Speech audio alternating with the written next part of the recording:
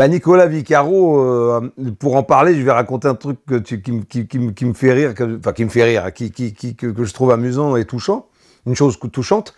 C'est comment tu l'as rencontré. Mais si tu veux, c'est un peu le même effet que ça nous a fait à nous. Mais nous, il est venu jouer de la batterie. C'est que quand tu as été, je crois que tu as été filmé, Étienne, au Comédie. Et il y avait, donc c'était Nico qui jouait. C'était au début où Nico jouait avec Étienne. Donc tu connaissais pas Nico.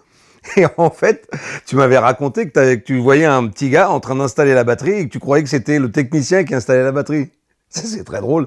Et quand il est passé derrière la batterie pour faire le son, t'as fait « Oh, putain, mais qui c'est ce mec ?» Et en fait, c'était Nico. Bah, Nico, c'est pareil. Quand il est arrivé à la jam au Baiser Salé et qu'il a joué... Alors moi, je pense que quand il est venu la première fois, c'est une des très rares fois où j'étais pas là. Et donc, Stéphane Vera me remplaçait. Et donc Steph, et à chaque fois, le lendemain, il me faisait un petit compte rendu de la soirée. Il m'appelait, alors il y a eu ci, il y a eu ça. Et le jour où Nico a joué, il m'a dit, ouais, il y a un mec là qui arrive de Nice, là, Monaco, Nice, il s'appelle Nicolas Vicaro, il revient lundi prochain. Il m'a dit, attention. Bon, alors, comme Stéphane Vera, il te dit ça, tu fais, ah oui, d'accord, ok. Et en fait, voilà.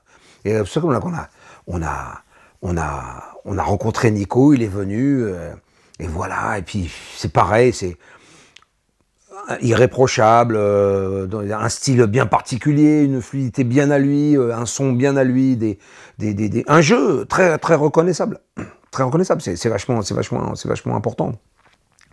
Et pareil, son parcours aujourd'hui, bah, c'est mérité quoi. Il joue, bon, bah, il fait des. Je sais que là dernièrement, ça sortira pas d'interview, mais il a dû enregistrer sur le prochain album de McLaughlin. Bon voilà. McLaughlin, il a un peu le choix des batteurs qu'il peut appeler quoi pour jouer avec lui. Hein. S'il n'a pas envie que ce soit un tel, bah c'est pas lui. Puis s'il a envie que ce soit un tel, bah c'est lui. Là, bah, là il a appelé Nico. Hein. Et jusqu'aujourd'hui, bah, en plus, on s'entend bien.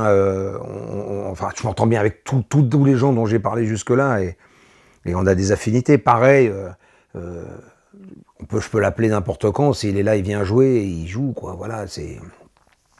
Et puis la chose la plus importante, c'est qu'il a un langage bien à lui, une façon de jouer bien à lui, une mémoire, la mémoire qu'il a, c'est juste invraisemblable. Juste une parenthèse comme ça, hein.